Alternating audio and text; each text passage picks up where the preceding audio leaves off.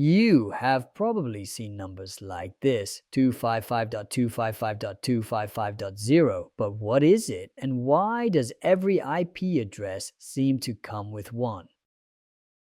This is a subnet mask, and it tells us which part of the IP is the network and which part is the host.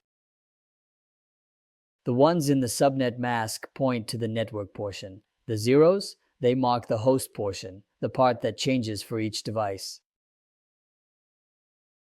We often use something called CIDR notation, like /24, which means 24 bits are for the network. Shrink that to /26, and now you have more subnets but fewer hosts per subnet.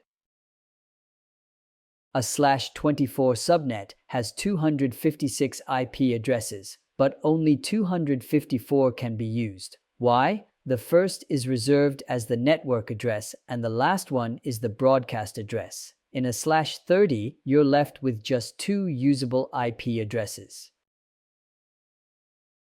So far, you have learned that a subnet mask tells us how many bits are used for the network and how many are left for hosts, giving us just the right number of IP addresses for the job.